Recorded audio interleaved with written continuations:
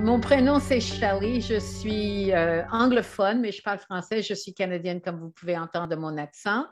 Et ça fait longtemps que je connais Repère parce que dans les années 80, je vivais à Paris et j'ai étudié le PNL chez Repère. Et donc, ça me fait énormément plaisir de revenir quelques années plus tard. Et je reviens tous les ans, justement, pour partager avec les participants mon amour du langage et surtout du Lab Profile, Language and Behavior Profile.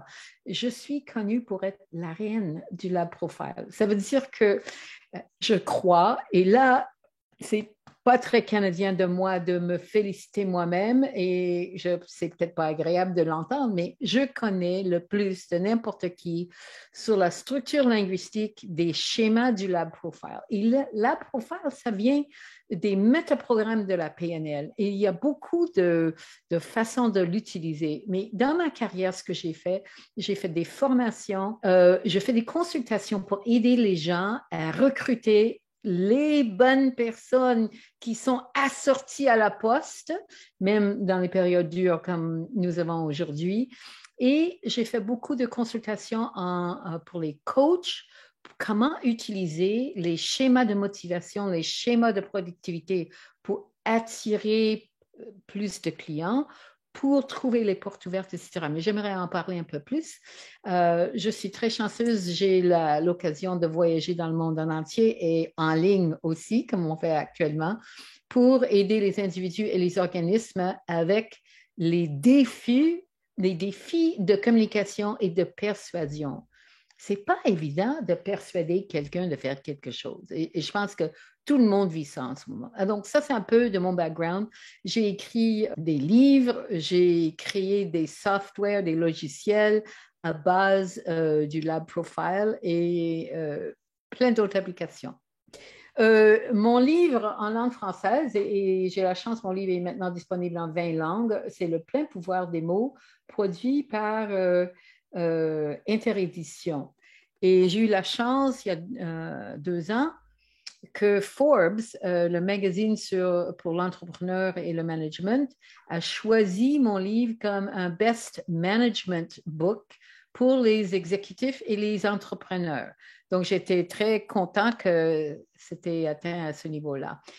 J'avais rencontré le Lab Profile pendant que je travaillais chez Repère comme interprète pour les intervenants de langue anglaise. Et j'avais découvert cet outil et je me suis rendu compte tout de suite qu'au niveau linguistique, le problème entre les gens, c'est que quand tu veux, par exemple, avoir une bonne communication, avoir un bon impact avec quelqu'un d'autre, la plupart des gens utilisent les stratégies pour se convaincre de quelque chose pour persuader ou convaincre quelqu'un d'autre, ou même pour établir un bon niveau de rapport et de crédibilité avec quelqu'un d'autre. Ils font ce qui est bien pour eux, pour les autres. Mais le problème, c'est que les autres sont très, très différents. C'est comme si moi, je suis à mon arrêt d'autobus métaphorique, je regarde là-bas dans la rue, à l'autre arrêt d'autobus, où sont les gens avec qui je vais communiquer, et je leur dis, hey, vous devriez déjà être ici, qu'est-ce que vous faites là-bas? Et on sait que ça ne marche pas. Et donc, le Lab Profile, la bonne utilisation, et c'est une compétence à acquérir, bien sûr, le Lab Profile permet à découvrir l'arrêt d'autobus de l'autre, l'arrêt d'autobus psychologique, motivationnel, et d'utiliser les mots, les phrases qui sont puissants pour l'autre. Ça te donne une meilleure chance que la personne va décider elle-même d'embarquer dans ton autobus. On ne peut pas l'obliger, on ne peut pas le forcer, mais la personne aura plus de chances à vouloir embarquer dans ton autobus. Et à ce moment-là, vous allez pouvoir faire un voyage utile et aidant pour tous les deux.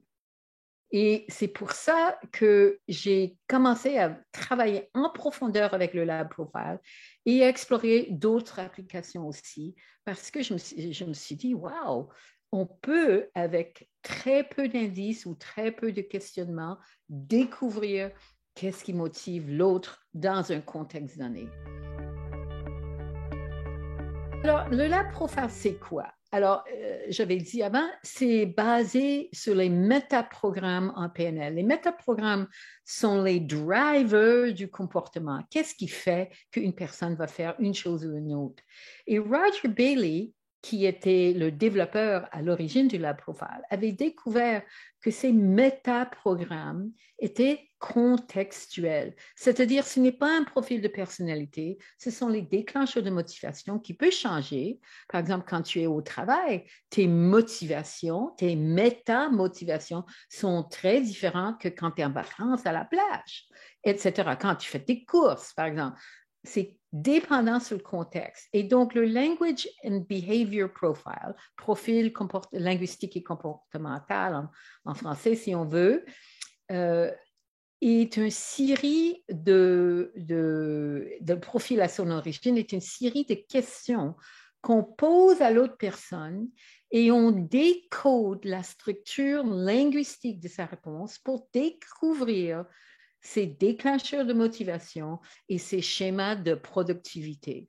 Et donc, par exemple, un exemple d'un schéma pourrait bien être, est-ce qu'une personne, dans un contexte donné, est motivée pour atteindre un objectif ou est-ce qu'elle est plutôt motivée pour résoudre ou éviter ou prévenir un problème?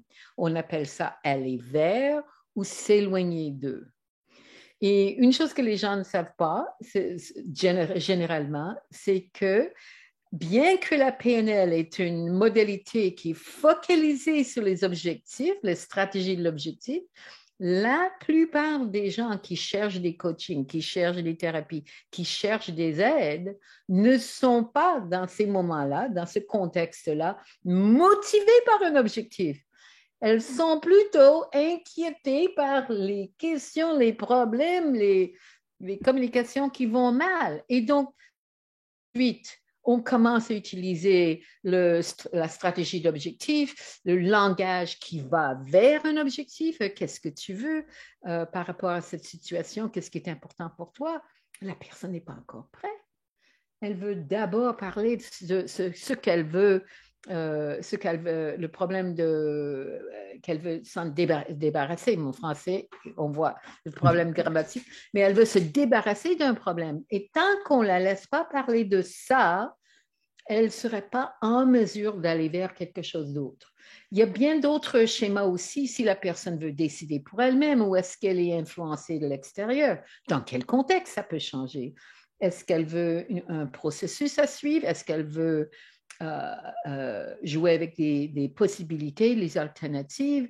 Est-ce qu'elle aime le changement? Est-ce qu'elle veut que rien ne change? Est-ce qu'elle préfère détail, le gros plan, etc., etc.?